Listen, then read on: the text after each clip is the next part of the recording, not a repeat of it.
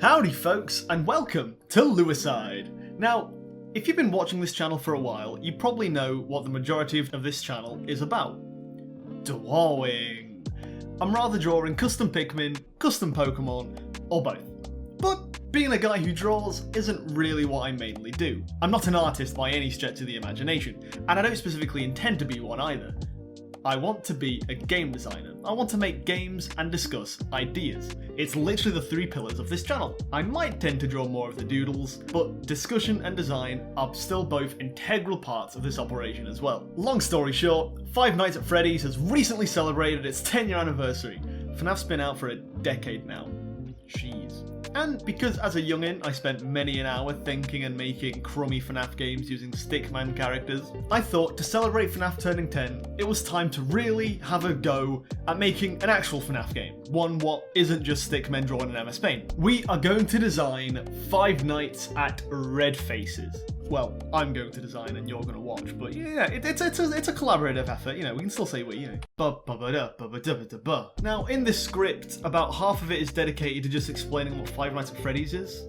I'm not going to talk about that because I assume if you're watching this, you already know what Five Nights at Freddy's is, and you also know how many fan games it's got, what remix the gameplay. Five Nights at Freddy's is a very basic sit-and-survival horror game, what with each sequel, remix the gameplay to keep it fresh, and basically all the fan games also like to remix it to keep it fresh. Most fan games, and even original games, reuse a lot of concepts, but they always at least tweak them slightly to make them different. The main point of a fan game is to create something new, but still recognisably a Five Nights at Freddy's game. Bam, I shortened the 10-minute segment to about 10 seconds. So yeah, I set myself essentially 3 goals whilst making this game. The first being, have something original, but still recognisably Five Nights at Freddy's. The other goals being, I wanted to focus more on the challenge aspect. I think watching people attempt Five Nights at Freddy's hardest challenges are really entertaining for me. You know, like Five Nights at Freddy's 420, Golden Freddy mode, Aggressive Nightmare. I think they're really fun ways to really learn the details of how Five Nights at Freddy's works and try to overcome the challenges they provide. And I kind of wanted to make a game what could perhaps stand alongside those games that have a really difficult but fair challenge to them. And the third goal,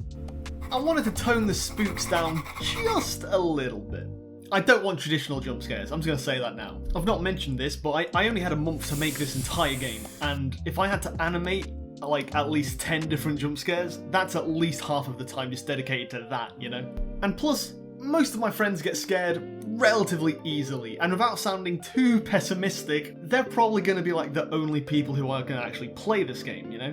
Plus, I mentioned I wanted this game to focus on challenges, so you're going to be dying a lot anyway, right? So a jump scare is going to kind of lose the scare if you're doing it over and over and over again anyway. And I want this game to kind of feel a bit competitive, as if the game's trying to beat you and you're trying to beat the game. So instead of the game being like, booga booga booga, and trying to scare you, I want the game to be like, ha, I win. Do you want to try again? Let's see if you can beat me this time, kind of thing. Have that competitiveness to it. I think that'll be kind of fun. So yeah, I just didn't really want jump scares. I feel like that's another thing what would make this game stand out on its own as well, right? Like one of the FNAF fan games what doesn't use jump scares. I still wanted to create some form of atmosphere, don't get me wrong. I just don't want to take it, you know, too far. I want to make this game creepy, not specifically scary. You know, like keep between that line between those two, you know? Now, I had several ideas thinking of this fan game, but I don't want this video to be crazy long, so I'll just explain the thought process, what led to me thinking of the final idea. So, at this point, I knew the basic idea that I wanted to essentially animatronicify my pre-existing characters. I think fan games that use other characters, like Fun Times at Homer's and Sonic Maniac Mania, they're just fun. And yes, these fan games are real and slap. You know, I like fan games where they insert their OCs. I think that's fun, and I wanted to do something like that. I also wanted to include characters that are known to more than just myself, you know? I wanted to use characters that have appeared on this channel, for instance. So the most obvious choice to me appears to be the Sidlemon. Creatures from a series where I make my own legally distinct version of Pokemon. Although it's been a while since I've drawn these, I feel like the vast majority of my viewer base are here because of Sidlemon. So I thought it'd be, you know, pretty obvious to include them. So some of the earliest ideas I had started with the 3 Sidlemon starters, Pipe Up, Cuptis, and Confuzzle. I wanted to create a unique gimmick what utilised their types. You know, they're meant to be elemental monsters. I wanted their elements to play a part in the actual game. So I had this original idea where you had 3 buttons on your desk, and pressing one would change the colour of your office. You could either make it green, blue or orange, you know, representing the elements, fire, plant or water. And all you had to do was just, when a character showed up, make sure your room was the colour that had an advantage over that Seidlmon. If Pipe Up showed up, you needed the office to be blue to scare it away, because obviously water beats fire. But then, the more I thought about the idea, the more it kind of began to expand, because I've got other characters that also react to elements, like Fake, you know, another character on the channel. He can't touch water. So if he was going to be in the game, it would make sense that, you know, pressing the water button would also scare him off as well as Pipe Up. And then Papercute, a being made of, well, paper. Surely she'd be scared of fire, just like Cuptis, right? And the Equipminis! These bugs are meant to basically be scared of all the elements except, you know, the handful they're immune to. So, you know, fire would scare all 3 Equipminis, whilst water would only scare the red and the purple one. So, already with just that basic idea and those 8 random characters I just thought of on the spot whilst thinking of this idea, I feel like I created a relatively competent gameplay loop where you have to make sure the correct element light is on when your character shows up. I feel like it was a relatively unique idea what I've not seen before, what at the same time also seemed to work, at least in my head. So I had the idea and I decided to run with it. Eventually, when I did decide the actual characters that were going to appear, I decided against the office lights. I feel like slamming a door to keep a threat away just kind of felt better, so I decided to use elemental doors instead. I also increased the amount of doors. I ended up with 9 elemental doors. Not too many, but not too few. I feel like adding more elements also allowed me to get a bit more creative with what characters I used, what didn't have to rely around just plant, fire or water, you know. The 6 types I added were Psychic, Poison, Rock, Electric, Wind, and Sugar. I should mention this is using the type chart from Seidlmon, you know, hence why Grass and Flying are Plant and Wind here and, well, Sugar's here. I wanted to create something that almost appeared like deceptively simple. Like, I'm sure you're seeing it now, but the office only has 1 doorway. And it's like, well, even the first FNAF game had 2. But the main difference here being that only specific doors work on specific characters. The way you deal with them isn't about where the animatronic is attacking you, it's about the animatronic itself. You get this personal connection about how to deal with them. Again, I feel like that's something not really seen a lot, at least to me. I mean, you know, what do I know? I did also plonk a few vents in for good measure. It's a FNAF game, you know, you gotta have some ventage going on. Originally I was gonna have 4 vents, like around the door, but I kind of realised I made the room a bit too small for 4, so yeah, I had to settle for 3, and you know, I suppose I'll live without that extra vent. Anyway, I also like the idea of there being like a window. Not used for anything survival based, it's just there. There's just a window by your office that leads into a completely separate room. It doesn't lead into your hallway or doorway or anything, it's just a window. It's essentially just an extra camera, what you don't need to actually flip your camera up to see. It's just there. You can see the animatronics moving back and forth through it. I just thought that'd be like a kind of cool touch. A little extra, you can see the characters moving through the building even if you're not watching them on the cameras kind of thing. There's also this extra, it started mostly by coincidence, but when I realised I kind of kept rolling with it. But this office kind of ended up being a bit like a remake of a room I made for one of my older games, A Badly Drawn Nightmare. A kind of FNAF game, also kind of not type of thing. Now, A Badly Drawn Nightmare was basically a spiritual successor to my first ever FNAF fan game, 3 Nights That Drawn Badly. And this game is also kind of meant to be a successor to that fan game. You know, my first ever FNAF fan game was me just making a crappy FNAF parody using my own OCs. And about 10 years later, we're right back here. I'm just doing it with ever so slightly more quality. I guess whilst we're here, I'll also mention why I decided on the name Five Nights at Red Faces. For those who don't know, this channel has some reoccurring characters, you know, Seidel, Tui, Redface, and Fake. They're all meant to be different universe versions of each other, you know, I won't go into it. But although Seidel is meant to be the main character of the channel, I didn't want to call this game Five Nights at Seidel's, mostly because I have another original horror game series in the works.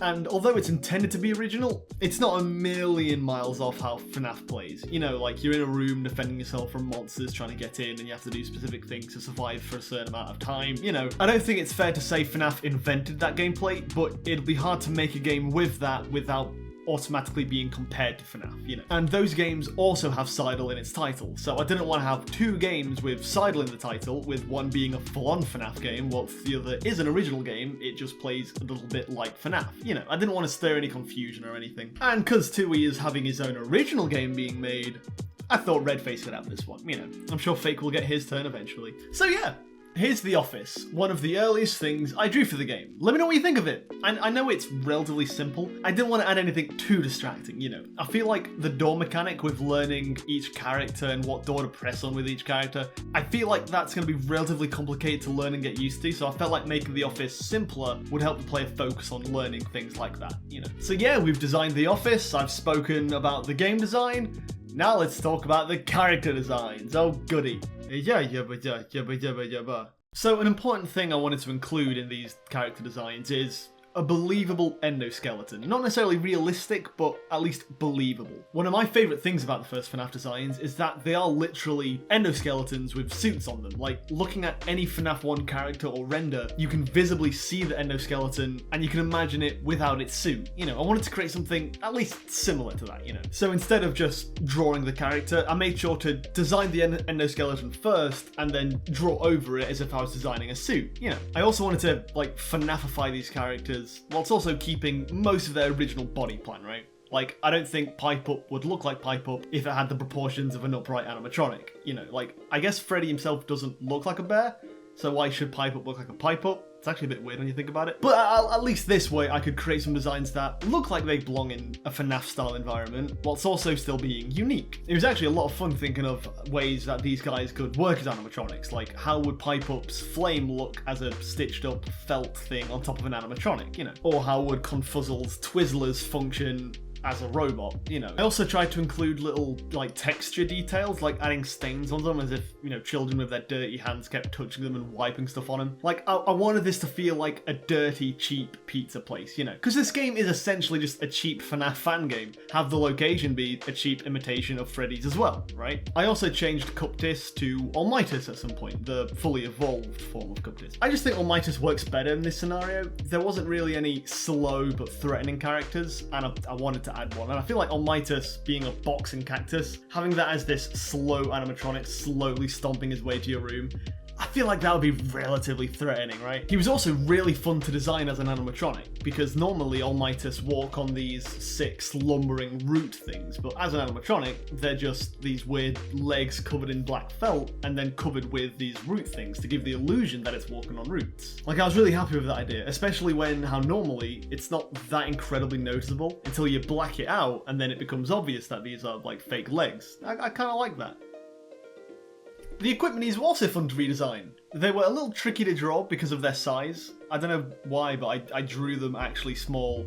Like, the scale compared to the other characters is how I drew them. I don't know why, I don't think you meant to do that. But I did, and, you know, it was still fun, you know, trying to draw them and texture them and make them all look fuzzy but dirty, you know. The thought process with the Seidelmann was that they were typically stage performers. They're going to be on the stage singing to a bunch of kids or whatever, so they don't get a chance to really have kids climb on them and get them all dirty and things, whilst the Equipminis, they're a bit like Balloon Boy in this scenario, where they just kind of wander about all over the place and they're not really on a stage. So kids basically get to jump on them and play with them and tear them apart and do whatever they want, because kids are vicious. So I tried to make them look like a stuffed, like, toy, what has clearly been overloved by a kid or something, you know, played with a little too much.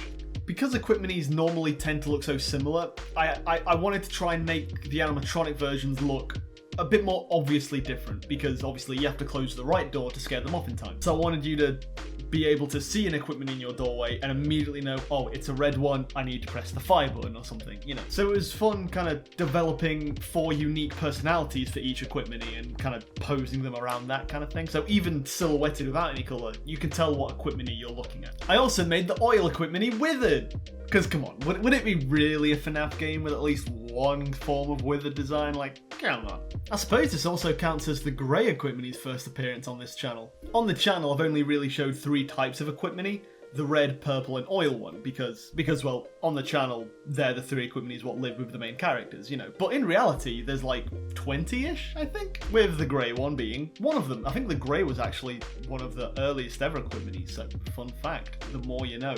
Now let's move on to Tui. Now, this isn't actually the first time drawing my characters as animatronics. I actually did a whole 2-hour video of drawing 50 animatronic characters, so if you're liking this, maybe you'd like that video as well. Hint, hint. And Tui was one of those 50. Technically so the Equipminis, but at the same time not really. But yeah, Tui's meant to be a withered human as it is, so turning him into a robot, it only made sense to also make him, well, torn apart. Like the Foxy equivalent, you know. Now, Tui's meant to be a ghost repossessing his own dead body, so kind of like a zombie, but I never wanted his design to be overly gory, nothing more than just obvious cuts and bruises and things, you know. So having him as a robot allowed me to really show off his endoskeleton and basically make him as gory as a realistic zombie probably would look like without it actually being gory, because it's a robot. So he was a lot of fun to design, especially adding depth, like you can see inside of his torso and endoskeleton things, you know. I always enjoy being able to draw depth into drawings, because normally I'm really bad at adding like perspective, so anytime I'm able to like draw depth in character design, I always enjoy. Also, I like how it's finally a humanoid robot, so I can draw proper body, spine with arms and legs and hands and things like that, you know. Crazy how I had to draw 7 characters before I got into the human one, but that's Lurside for you. I suppose with this being a FNAF game, I'll also mention that I don't really want to touch on the story of the game in this video. I know Fantasy Freddys and therefore its fan games are very lore heavy, and I want to say so is this game to an extent as well. And that's why I don't want to talk about it in this video, you know. I want you to play the game and see if you can pick up on the story and the hints and things. I doubt people would care too much about fan games lore, because to be frank, I don't think I would that much, but I feel like it's worth it. Like, again, if you're making a FNAF game, I want to make it a FNAF game, and I feel like it wouldn't be a FNAF game without at least a little bit of lore, you know. It's weird, because I want to say, add a bit of incentive, like, anybody who can solve the lore of this game, you win a prize, but like, how would you quantify solving the lore, you know? How would people know that there was specifically a mystery to be solved without me basically spoiling it in and of itself, you know? That'd be like if Final Freddys 2 came out and Scott literally said, hey guys, when do you think this game takes place? And everyone's like, oh, well, we thought it was a sequel, but if you're being all questioning about it, then surely it's not what we expect, so it's a prequel, right? You know what I mean? Does that make sense? Am I rambling? I'm rambling. But either way, there's Tui, and here's the other 6 characters. Animatronic-fied. What do you think? Do you like them? Do you not? Let me know. I'm really happy with how these turned out, personally. Now, there is several more characters. I mentioned Fake earlier. There's a character from that Tui game I mentioned earlier as well, and obviously Redface. But I would like you to find out what they look like yourselves. I suppose I should mention, this game is coming out right now. It'll be out by the time this video is released. So if you've watched it, this video, the game's out. Hooray! You know, I've rambled long enough about how I thought of it and designed the characters and stuff, and now you can see if I coded those concepts well at all. I don't want anyone to get too excited. I doubt anyone is anyway. It's not a perfect game by any stretch of the imagination. It's clunky, it's a little bit rough around the edges, and it's a little bit clunky, you know. But I made it in a month. Like, literally everything in this game was made in a month. You know what I mean? And I think at the very least, even in the dank, dark, deep depths of my self-confidence, I'm proud of this, you know? I made it in a month, you know? And I can be proud of that. And it's worth saying that anything you make, you should also be just proud of that as well. No matter how lack of confidence you have in yourself, just be proud you made something, you know? If you do go and play the game, by all means, come back to this video and let me know what you think of it, you know? What's cool about making games is you can tell me what you liked of this game, and I can keep that in mind when making the next game, you know? Or if you didn't like it, be honest. Don't be too harsh. Again, I'm very fragile, you know? You'll make me cry, but, you know, still, let me know what you think of it. And even the video, this is my first time making a video really like this, so I get it's a little bit clunky, kind of like the game itself, funnily enough. But yeah, let me know what you think of the video, the game, anything, the character designs, the things, everything, you know, I want to know your opinions. But with that, I've rambled long enough, I'll let you play the game. The link is in the description. If you want me to do more videos about the game, like an actual developer commentary on the finished game or things like that, by all means, you know, feel free to ask, you know, I'll consider it. And hopefully I'll be back soon with something at least slightly more original. Hopefully. But until then, folks, thank you all so much for watching. Again, I understand this is a video quite different to the norm, so if you've gotten this far, I sincerely appreciate it, and enjoy the rest of your day. Or if you're off to bed, have the sweetest of dreams, and I'll see you all in a bit. Toodaloo!